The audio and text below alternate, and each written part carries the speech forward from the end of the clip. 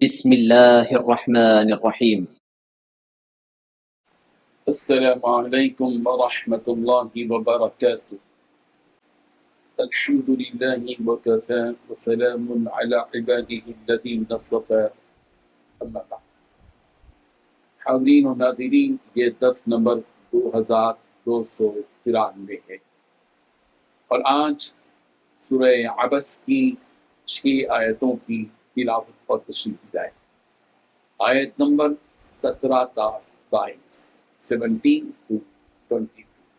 اعوذ باللہ من الشیطان الرجیم، بسم اللہ الرحمن الرحیم۔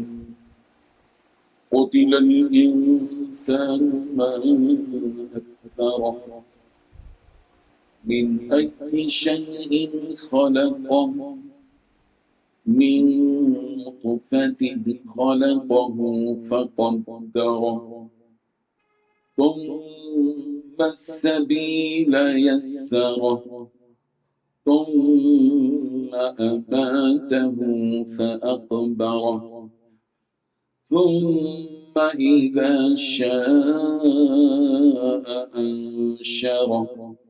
صدق اللہ العظیم۔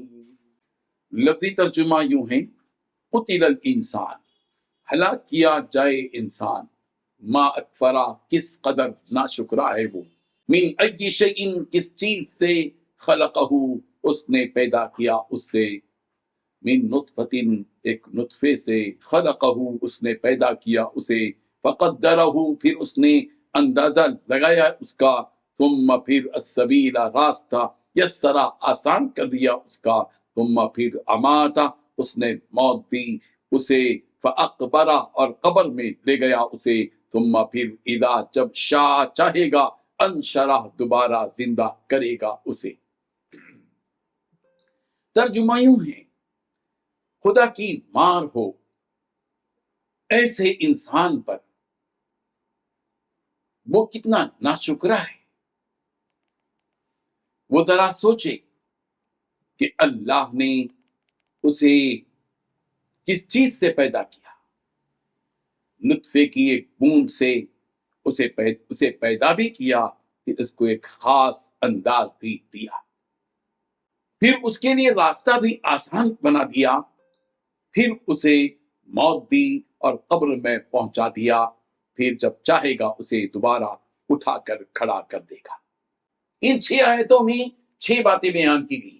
پہلی بات، اللہ کی مار ہو ایسے انسان پر، وہ کتنا ناشکرا ہے۔ دوسری بات، وہ ذرا غور کرے کہ اللہ تعالیٰ نے اسے کس چیز سے پیدا کیا ہے۔ تیسری بات، نطفے کی ایک بوند سے اسے پیدا بھی کیا اور اسے خاص شکل بھی عطا کی۔ چوتھی بات، اس کے لیے اللہ تبارک و تعالیٰ نے راستہ بھی آسان بنا دیا، اس کے بعد اسے موت دی اور قبر میں پہنچا دیا۔ پانچویں بات، پھر وہ جب چاہے گا اسے دوبارہ کھڑا کر دے گا۔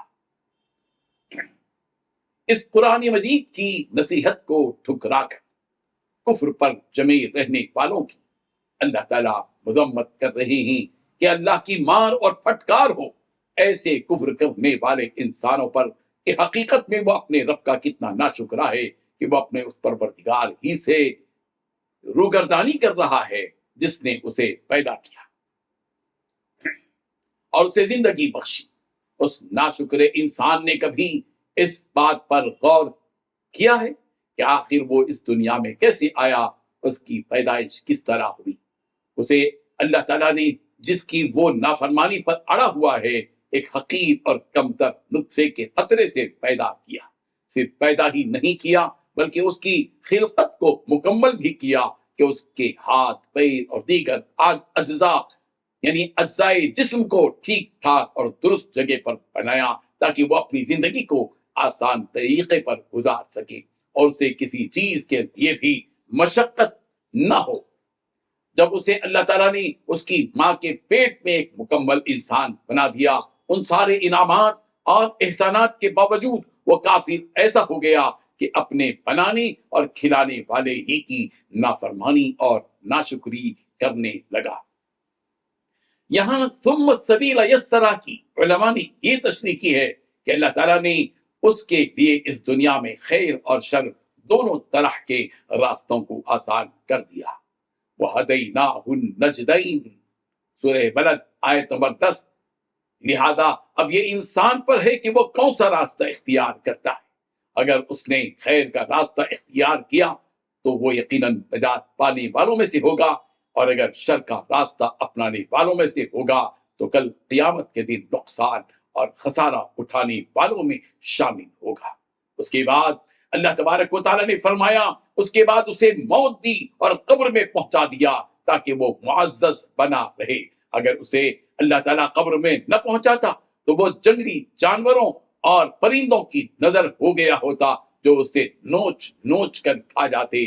پیدائش سے لے کر موت تک ہر لمحہ اللہ تعالیٰ نے اس پر اپنا کرم اور مہربانی کی، لیکن وہ اس مہربانی کو بھول کر ناشکرا اور نافرمان ہو گیا۔ الغرض اسے موت دینے کے بعد پھر جب اللہ تبارک و تعالیٰ کو منظور ہوگا اسے اس کی قبر سے نکالے گا تاکہ اس نے دنیا میں جو اعمال کیے اور جو راستہ اس نے اپنایا اس کا حساب لیا جائے۔ اللہ تبارک و تعالیٰ ان آیات کو سمجھنے کی توفیق عطا فرمائے، آمین۔ وآخر دعوانا ان الحمد للہ رب العالمین۔